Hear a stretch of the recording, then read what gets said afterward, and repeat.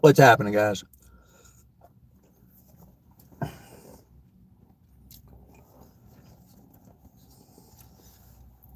So I left a couple of links down in the description for you guys, talking about building materials, mainly lumber, and a Wolf Street article talking about some of the housing and construction market going on right now. And to be honest with you, when I look, because a lot of you know that I do retail sales for a living at a lumber yard. So I sell building materials for a living. This is my job. And man, what I used to experience as far as ordering materials for a job and what I'm experiencing today is just so vastly different. Like, there was a time when somebody could come to me and I could order a window, a vinyl window, and have it in 10 days. Last time I ordered a window, it's going to take 10 weeks. The idea of like moving on a project, like I used to do construction, and one of the key parts about doing construction is having a steady flow of material constantly going to the job and assembling it. And right now, the logistical nightmare trying to put a house together is just like, it's insane. Like, if you are so used to the way that you used to build and trying to use those methods today, you'll probably fail. That's how bad it is. And a lot of people are looking at lumber as like kind of like the key component. And I said it a while ago, like lumber, you don't have to worry about it anymore. Like, the prices have come down. I don't see them like going up to the 1,700 per thousand, like not anytime soon. And there's plenty of supply out there. So it's not like lumber is always going to be the main issue when it comes to building. Lumber is a key component, but right now it's not the issue at all. It's all the doors, the windows, the siding, and then silly things like, so one of the other salesmen comes to me today and he says, man, I can't believe it. I had an order of trusses that was scheduled to ship next week. They had to postpone it because they could not find enough of the gang plates to nail them together. Like, they literally ran out of a product to, like, a simple piece of metal to assemble these things. They ran out of them, and it postponed all these jobs for a week. This type of thing, like, is happening all over throughout the entire, like, building industry as far as the supplies go. But everybody was so focused in on lumber, that's the only thing they really paid attention to. And I said it a while ago, like, you know, again, like, you don't have to worry about lumber. And I'm going to, like, in those articles, if you go and read them, one of the things that they're talking about is the cost of production coming out of the British Columbia area. And this is something that I have said for quite a while, is that it doesn't really matter what is going on throughout the rest of the nation. It depends on what's going on in the British Columbia area. This is a high production, high cost area. So whatever is happening there is going to reflect throughout the rest of the lumber market. And they're sitting in a situation where once the lumber prices come down to around that 600 to 500 per thousand, from what I understand, it is very difficult for these mills to be profitable at that range. That's the reason why I say that you're probably not going to see it drop below 500, or at least not for very long.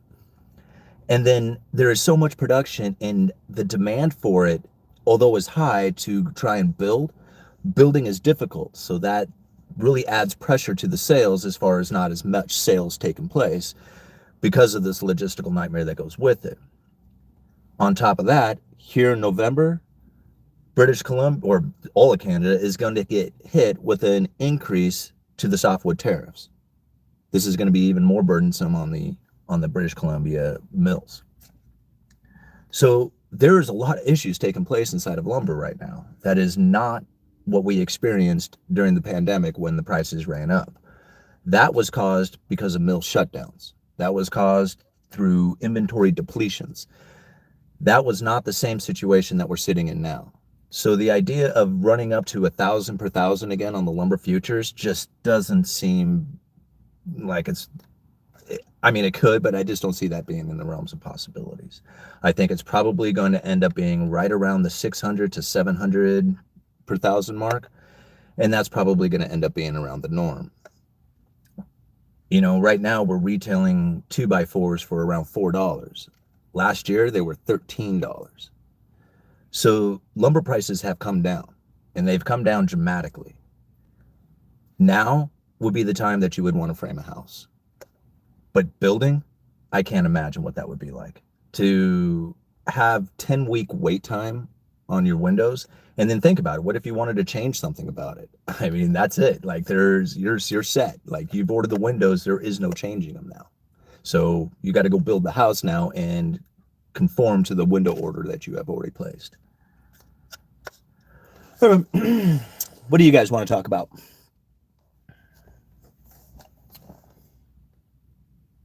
The problem is that we build nothing anymore in this country. Well, I don't believe that. I believe that, building homes is probably one of the biggest industries or manufacturing industries here in the United States. I mean, isn't it?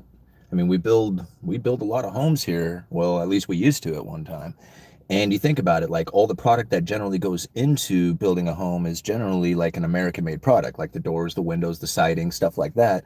Most of that stuff is manufactured right here in the United States. So like building a home is a very like, manufacturing inclusive to the United States kind of production. At least in my opinion, it is. How many miles are on my Toyota? What was it? 157,000. Regulatory zoning and environmental issues related to building homes. Yes, that is true. In fact, I had a gentleman come up from Cannon Beach. Well, I think he said his name was Bill. I'm not positive, but he said he was like a commercial real estate agent, and he said that it's permitting and zoning and regulations and stuff like that that's really causing the house prices to go up. I mean, at least that's what his opinion was. We only chatted for just a second, but that was like that was something that he was pretty adamant about, that it's the like permitting issues and the regulations as far as getting the approval to build a home and everything that goes with it. Very expensive. Excuse me. 157,000 just broke. And the car runs great. It's not much to look at, which I don't really care, but yeah, the thing runs really awesome. Gets great gas mileage, so I love the car. Toyotas last 300,000 miles if maintained. Yeah, that's what I'm hoping for. I mean, I'll drive this thing until it doesn't drive any longer. How will the shortage of magnesium after canning canned products on the shelves? How will the shortage of magnesium affect canning canned products on the shelves? I don't know. I'm not sure about that one. Let's see.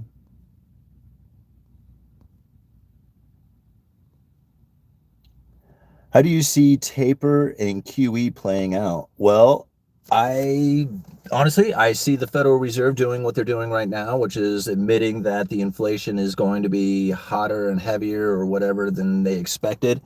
That'll give them the ability to start the process of tapering without a whole lot of pushback, because people will also agree with them that the prices are too high and that something needs to be done about it.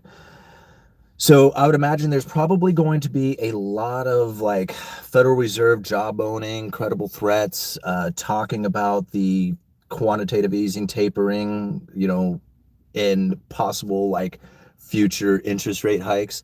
All that'll get the markets far prepared, way ahead of time before anything actually happens, so that the time that they do the tapering, they won't get the tantrum from it, because the markets will have already positioned themselves and be ready for it. That's how I kind of see it playing out. Will they go into full on, like, completely cut out the entire asset purchases completely? That's I don't know. I mean, I guess it depends on how much pain they want to inflict upon the people, because once the interest rates rise, once the asset purchases end, there's going to be a very big shift inside of the economy, and you will not see the exponential rise of home prices and stocks and stuff like that. I don't know if it's actually going to cause a downturn in the market, but I just can't see things going up like they have been over the last few years, considering that the Fed's actions in itself convince people to go ahead and behave in a way that they feel that the Federal Reserve has got their back, right? So if you are a investor into government securities like bonds, and you know the Federal Reserve is purchasing $120 billion worth a month of assets, 80 billion of that being, the bonds, well, that gives you a lot of confidence to be in the bond market, because you know that there's this, entity out there that's going to print up money and buy $80 billion worth. So that in itself, that having like the Federal Reserve being the buyer, once they remove from that, then now you have like a situation in which that it's truly the market, and whether or not they want to buy into this bond market, and how much demand is there for the US dollar and for bonds. Because you think about it, like the US dollar is the world reserve currency. And that means when countries want to do deals with each other, they generally they are doing it in US dollars. Now, granted, there is plenty of like evidence out there that there are countries that are trying to shift away from using the US dollar for their world trade, but it's still the US dollar is the dominant currency, and that ain't changing tomorrow. But really, they don't even want to hold on to US dollars. They would rather hold on to US treasuries, because at least when they're holding on to a few US treasuries, they can get a little bit of interest rate from that. Oh, hey, thank you, baby. Thank you for the super chat, or the sticker, the super sticker. Now, if you could imagine that if like all the rest of the world currencies, or the possible use of world currencies out there that's outside of the US dollar, so say there's somebody's using euro or whatever, if the demand for that type of currency starts to fade, then there's only one other place that they can go, and they're going to go into the US dollar. So if there's a situation that ever came about where the demand for the Federal Reserve liabilities, which is basically the US dollar, ends up rising, then they're probably going to end up wanting to get into the US treasuries as well, because instead of holding just cash, you can hold something that holds that interest-bearing account. The Federal Reserve wouldn't have to be there. Now, is that a likely scenario that's going to take place? I don't know. I mean, who knows what's going to happen into the future? But it would be something like that would happen. And if there is that much demand for the U.S. treasuries at the time, then the Federal Reserve really wouldn't have to be there. Anyway, that's just kind of, one way that I look at it. Whether or not that scenario actually plays out is like, who knows?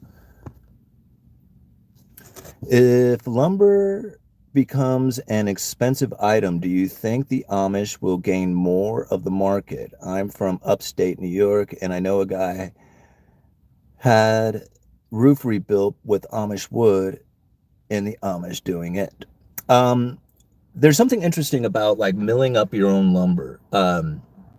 Even though you have a mill, even though you have trees and you milled up this lumber, it doesn't necessarily mean that you can build a home with it. You have to have that lumber graded. So and you have to pay somebody to do that. So that is stuff that people have done in the past. But again, like how cost effective is that whole process? I mean, you got to fall the tree, you got to mill the tree, then you got to pay an inspector or a grader to come and grade that stuff. And then what if it doesn't make grade? Which I can't imagine. Like you'd probably already know ahead of time that it's going to make grade.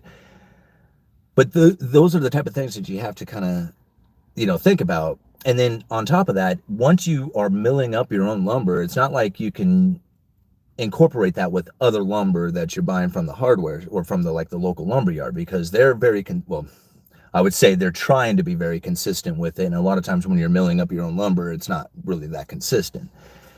So do I see like if lumber prices go way up again, do I see like the boutique type of mills kicking in? Not really. I think like the big mills and those who produce like the framing type lumber pretty much have a niche all its own. That's not something that you can just like kind of slowly step your way into. You have to be like kind of one of these big operators. At least that's the way I kind of see it. Yeah, lots of laughs at Adriana. She's trying to kick the tips in. I appreciate it, baby. Bitcoin, I see where your base is. Have a nice day.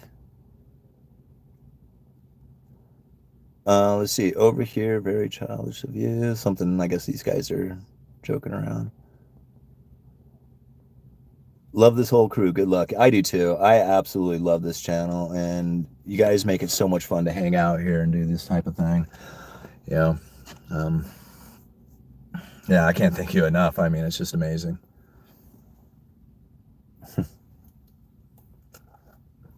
What else? You guys have any other questions? What else you want to talk about? Will the Fed raise rates? I think they will. I think they will. I think they will raise rates not because I think it's the best part of the economy or best position to put the economy in. I think they'll raise rates because they probably want something as far as ammo to deal with the next downturn or the next recession. Raising of interest rates is going to be very painful. I mean, a lot of people are saying that they will not do it. I have a tendency to disagree. They say that the government can't afford it, higher interest rate payments. Now, I think it's the people who can't afford the higher taxes. Right?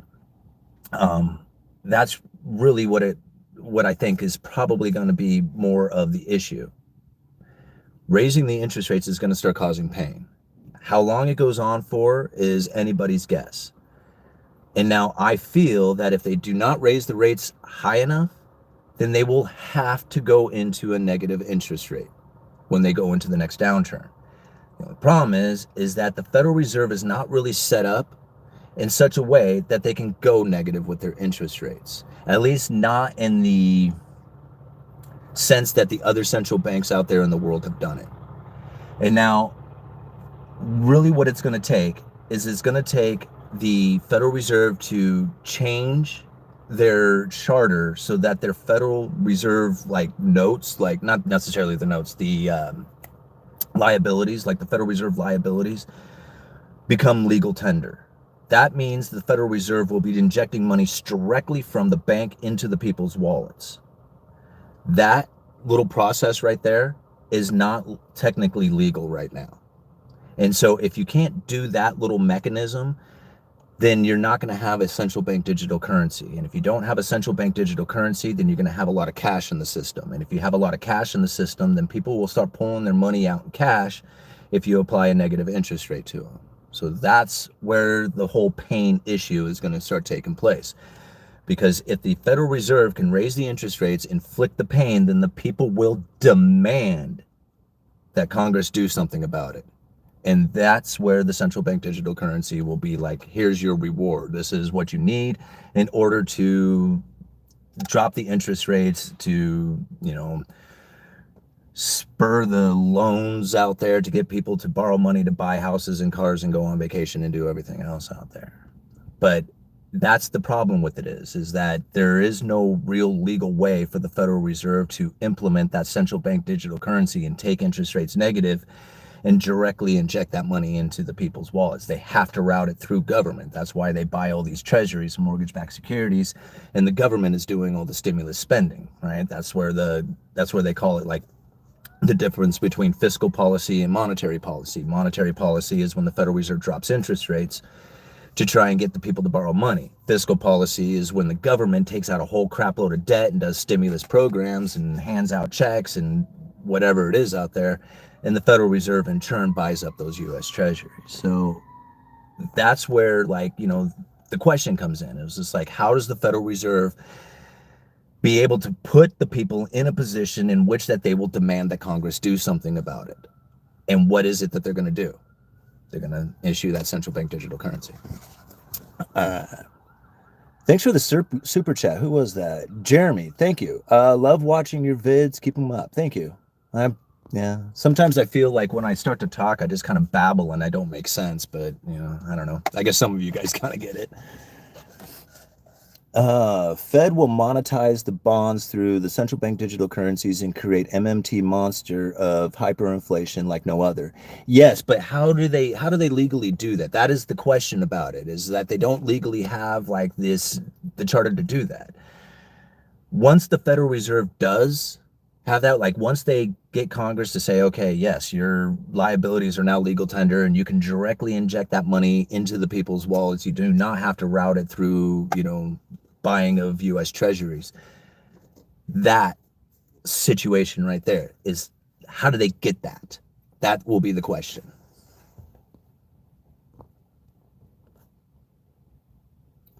Let's see here. Fed will dump the markets come December 2021. You're welcome. How? Well, I mean, maybe. We'll find out. Everybody loves your babbling. Well, thanks, Rosemary. I hope so. Well, there's 250 of you guys hanging out. I appreciate that. What's that? Price controls likely ever rate increase? I'm not sure. If there's a will, there's an executive order. Yeah, that's true. I mean, who knows what executive orders come up and the legalities of some of those executive orders. Get physical silver and gold, peeps. Yeah, if you do not hold physical gold and silver, it is certainly something that you should have. There was a time when I would have been like 100% in silver, and I don't really feel that way so much anymore. I use silver as an insurance policy to basically have something that's outside of the banking system, something that's in my hands, something that I can protect and take with me myself. That is very unique. There's not a lot of stuff out there that you can do that with. Now, a lot of people gave me a hard time just recently because I said that I was out of cash. I like cash, like folding cash if you have it in your hand. And a lot of people think like cash is trash, but that's not true. You got to understand what it is that Federal Reserve note represents, because that Federal Reserve note represents the first lien right and paramount right to the Federal Reserve balance sheet. Okay, now think about that for a second. If the Federal Reserve was to ever go bankrupt, whatever issuing bank that issued out that Federal Reserve note, if you take it to them, you have first lien right to their balance sheet. And what's sitting on there is not that special drawing rights are any good, because that's just another fiat, but they also hold gold. Now, whether or not you are actually going to be able to claim that, who knows? But go and look at their websites. Go and look and read their documents. They say it right in there. The Federal Reserve note is the first lien right to the Federal Reserve balance sheets. And I don't know anything else that's like that. So, I mean, whether or not you can actually put any faith in that, I mean, that's up to you to decide. It's still, that is the legal document,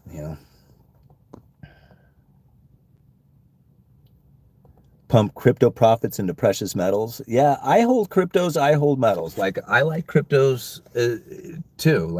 Again, it's something that's outside of the system. When you do a transaction with Bitcoin, a lot of people say well, the government will just come in and just ban it. This is how do you do that? If you have a private Bitcoin, if you have a wallet and you send a transaction to another wallet, how in the world does anybody stop that from happening? I mean, you can't. Now, you can make laws that say if you transact in this, we're going to catch you and put you in jail or whatever. One thing that I found throughout anything in history is that if you take something that somebody wants and you make it illegal, you will really add a lot of value to it. And so if they want Bitcoin to be really valuable, then I think go ahead and make it illegal. Make it something that is like drugs or guns or prostitution or anything else out there. It's going to become more valuable. I mean, especially something that you cannot stop, like drug trafficking. Internet police? Yeah, I don't know. Maybe. I mean, think about it. I memorized, of course I lost it, but I had memorized the private keys to an Ethereum wallet one time. The 64 digits or whatever it was. I memorized them. I carried around $12 in my head for a few days. I thought that was way cool. Think about it. You can cross borders, go to jail, get robbed. Nobody can take that from you. It's locked up in your head. That's amazing. Let's see, guys. I got about 5 more minutes. What else you want to talk about? Oh, here we go. Law that states that Bitcoin must be converted to Fedcoin prior to being spent in the economy. Again, that is going to be completely voluntary. I mean, you can't force it. It's like saying you can't use alcohol. It's illegal for an 18-year-old to drink alcohol. How do you stop it? You can't stop it. You can make laws about it or whatever, but it's not going to stop. And to think that just because here in the United States or China or some other places hey, we're going to ban this, you have to ban it across the entire globe. Like every country, every little community would have to have it banned. I go down to my local grocery store and I see Bitcoin machines, right? I mean, there's Bitcoin ATM machines, PayPal, Venmo, Cash App, all these people sell Bitcoin. To think that they're going to take this away, it's not going away. It's like it's getting bigger. It's you know, um but it's like the genie's out. Like it's happening. So I mean, yeah, you can make laws that prevent it, but it's not going to stop. It's just not going to stop.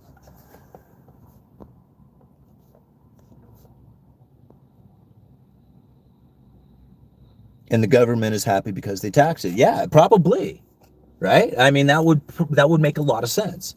And really, if the government truly wanted to get Bitcoin out of the system, what they will do is legalize it and then tax the hell out of it and make people pay taxes in Bitcoin. And then at some point, the government will have all the Bitcoin.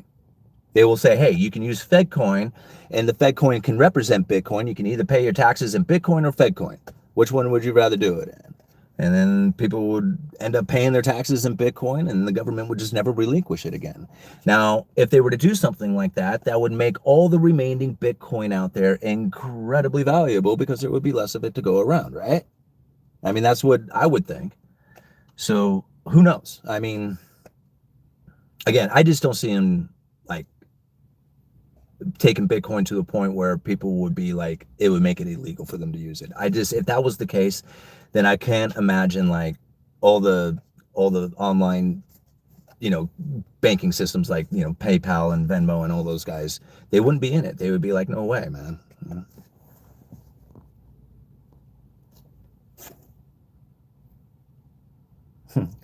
Container ships are being rerouted to Florida. That's not surprising. And I wouldn't be surprised to find that more of these ports who handle less shipping containers start picking up the pace and getting out of the California stuff. Because, you know, I tried to do a video yesterday. How much minutes do I got? Okay, I got a minute and a half.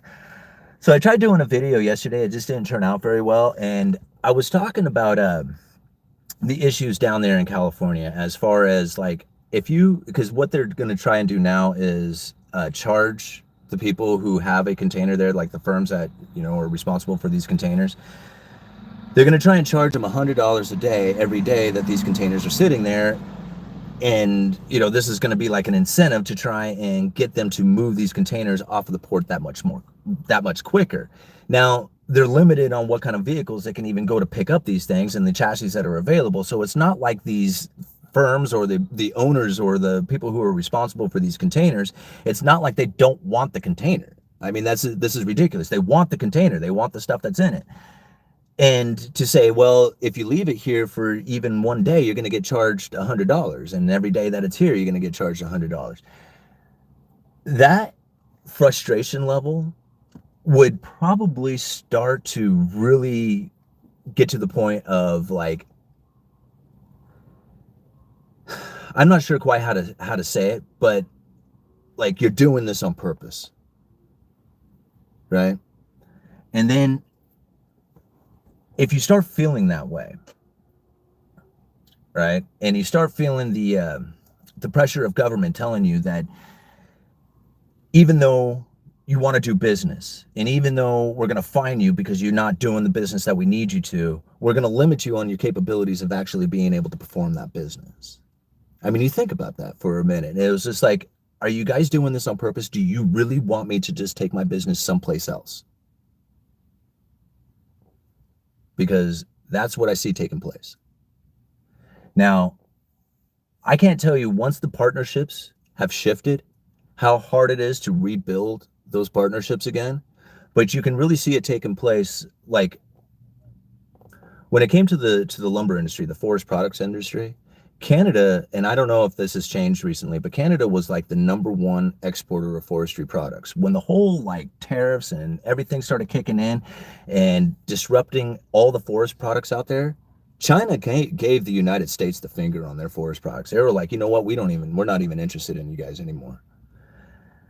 And what they did is they shifted over to Russia and they started buying a lot of forestry products coming out of Russia and areas of that nature. Once those partnerships are built, it's very difficult to reestablish those partnerships again.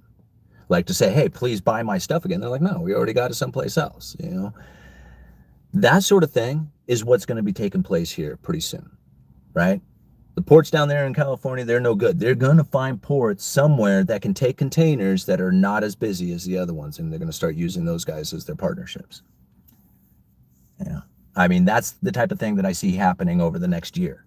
A lot of times when I talk and people when I say that, eventually all this shortages, all the distribution network breakdown, all this stuff is going to eventually dissipate and things are going to go back to something resembling a normal. A lot of people hear that and they think that it's going to happen like next week. It's not going to happen next week. It's going to take months. It's going to take as long as it's taken to break down. It's probably going to take that long, if not longer, to rebuild back. But the point is that at some point you're going to see a shifting of the tide and things are going to start getting better. It's going to start getting easier and things are going to start flowing through the system a lot better. Right now there was a great article. I wish, let me see if I can find it. I'll try and share it with you guys, but it was a great article that a guy had written talking about all the different components that it takes in order to run the global supply chain. And man, it was really good when you think about like an individual, like he related it down. Let me see if I can get this right. He related it down to a guy who is working in a pin factory. He was like back in like the 1700s or something. He was talking about it, but a pin factory, a little metal pin. And he said by himself in this factory, working all day, he might be able to produce one pin. But when he's working with a dozen other guys in this factory, they can produce tens of thousands of pins. Right? Well, that same thing can be applied throughout the entire global economy and the supply chain, right? All these people working together simultaneously can get things to flow around the world really easily. Once that breaks down and the partnerships aren't there anymore and you just don't have those connections, reestablishing that takes some time, but it will happen. I mean, the people are going to find more efficient ways of producing, distributing, and profiting. I mean, that's just it's just the nature of people's being. Yeah, it's a tough time, and it really is difficult to see that there is going to be a change to this very cumbersome and difficult environment. But it will shift. I mean, it's going to happen at some point. I mean, nothing lasts forever, right? Holy crap. 331 of you. Jeez, I wish I could hang out longer. All right, guys. It was really fun hanging out, but I have to go back to work. Uneducated Economist, you guys let me know.